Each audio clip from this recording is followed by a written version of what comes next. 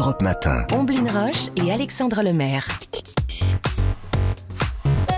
L'innovation avec Anissé Mbida. Bonjour Anissé. Bonjour Omblin, bonjour Alexis. Alexandre et bonjour à tous. Alors c'est la dernière astuce des constructeurs automobiles pour nous aider à tuer le temps quand on attend des heures, où ça ? À la station-service. Ils vont proposer des jeux vidéo directement sur le tableau de bord. Et ça, j'imagine que ça aurait pu intéresser pas mal de monde ces derniers jours, vu les files d'attente monstres devant certaines pompes avec cette pénurie de carburant. Malheureusement, c'est pas pour les voitures à essence, c'est pour les voitures électriques. Vous savez, celles pour qui c'est normal d'attendre des heures comme ça à la borne pour faire le plein. Du coup, on va pouvoir passer le temps en s'adonnant aux jeux vidéo.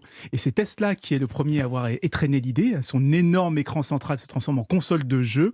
On peut y brancher une manette et même utiliser le volant, le vrai volant, et les vraies pédales pour jouer à des jeux de course du genre Mario Kart. Et depuis, Honda et Ford ont suivi, même si leur offre est encore un petit peu timide et limitée. Et désormais, c'est BMW qui se lance en fanfare avec un catalogue d'une centaine de jeux auxquels on pourra jouer en utilisant son téléphone portable là comme contrôleur. Bon, vous allez nous rassurer tout de suite, Anissé, on ne peut pas jouer en roulant. Non, heureusement, il faut quand même être bien garé. Mais figurez-vous qu'il y a encore un an, sur les Tesla, le passager pouvait jouer même sur l'autoroute quand la voiture roulait. Et sur certaines Mercedes, on pouvait aussi regarder des vidéos quand la voiture était en marche. Mais il y a eu plusieurs plaintes et l'option a été désactivée parce que c'est quand même un petit peu dangereux. En tout cas, c'est révélateur de la mutation du système multimédia automobile à l'heure de l'électrique. Pendant longtemps, il servait surtout à nous tenir éveillés quand la voiture roule.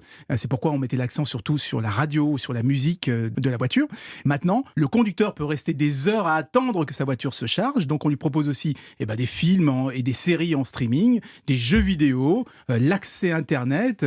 Et sur certains concepts, on voit même arriver la visioconférence pour faire ses réunions directement depuis le véhicule. On va s'installer dans nos voitures. C'est ça, c'est la vie dans sa voiture. C'est la vie dans sa voiture. Avec toutes ces activités disponibles, effectivement, Anissé, c'est une façon aussi de se préparer à la voiture autonome, j'imagine. Oui, c'est ça, c'est exactement ça, parce qu'il va falloir bien nous occuper si on ne conduit plus sa voiture.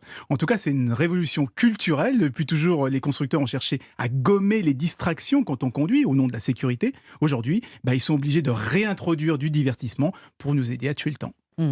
Merci beaucoup, Anissé Mbida. Merci, Anissé.